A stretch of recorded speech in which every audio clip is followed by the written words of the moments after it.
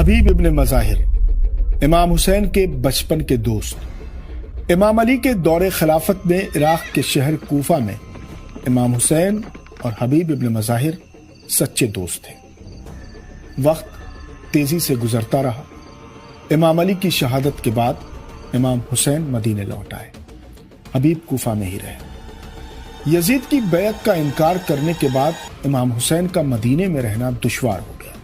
بالآخر 28 رجب سن 60 ہجری کو حسین ابن علی نے مدینہ چھوڑ دیا۔ 2 محرم سن 61 ہجری میں امام حسین کربلا پہنچے۔ رسول اللہ کے نواسے حسین ابن علی کو کربلا میں یزید کی فوج نے چاروں طرف سے گھیر لیا۔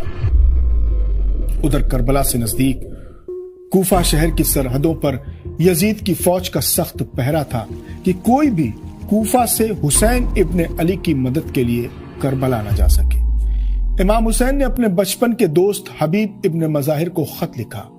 حبیب میرے دوست، حسین مصیبت میں ہے، اگر ہو سکے تو میری نصرت کے لیے کربلا آ جانا۔ کوفے میں حبیب ابن مظاہر اپنی اہلیہ کے ساتھ، اپنی بیوی کے ساتھ دسترخوان پر کھانا کھا رہے تھے کہ اچانک دروازے پر دستک ہوئی اور ایک قاصد نے چپکے سے امام حسین کا خط حبیب کے ہاتھ میں تھما دیا۔ یزیدی فوج کا پہرا اتنا سخت تھا کہ پرندہ بھی پر نہیں مار سکتا تھا، لیکن اس قاصد نے اپنی جان ہتھیلی پر رکھ کر یہ پیغام حبیب تک پہنچا دیا، جو کربلا کے مظلوم امام کی آخری پکار تھی۔ خط پڑھتے ہی حبیب کی آنکھوں سے آنسوؤں کا دریا بہہ نکلا اور انہوں نے تڑپ کر کہا کہ ہائے افسوس، زمانے نے میرے حسین کو کس حال میں پہنچا دیا ہے۔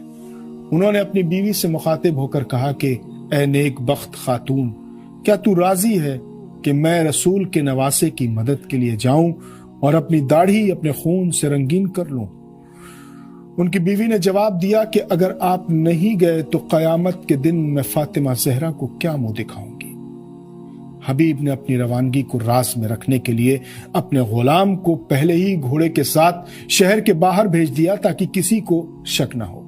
وہ خود اکیلے کوفے کی گلیوں میں چھپتے ہوئے نکلے اور یزیدی پہروں کو چکما دے کر صحرا کی جانب بڑھے، جہاں ان کے وفادار غلام نے ان کا انتظار کیا۔ اور پھر حبیب بجلی کی تیزی سے سفر کرتے ہوئے 4 محرم کو کربلا کے میدان میں امام حسین کے قدموں میں جا گرے۔ میدان کربلا میں حبیب کی آمد سے امام کے کنبے اور معصوم بچوں کے چہروں پر ایک امید جگی، اور امام حسین کی بہن سیدہ زینب سلام اللہ علیہا نے حبیب ابن مظاہر کو سلام بھیجا۔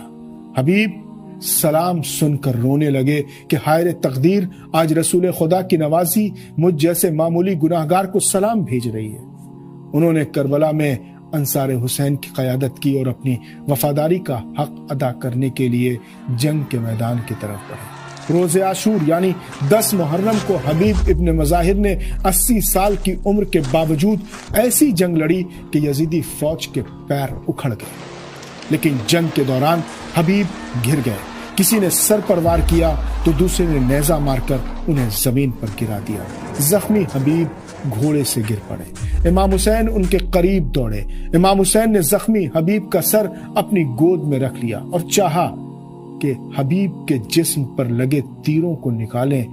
جیسے ہی امام نے تیر نکالنا چاہا، حبیب نے ضعیف اور کپکپاتے ہوئے ہاتھوں سے اپنے امام کا ہاتھ پکڑ لیا کہ نہیں آقا حسین، ان تیروں کو ایسے ہی رہنے دیجیے، میں آپ کے نانا رسول اللہ کو یہ تیر دکھاؤں گا اور بتاؤں گا کہ آپ کی امت نے یہ تحفہ دیا ہے۔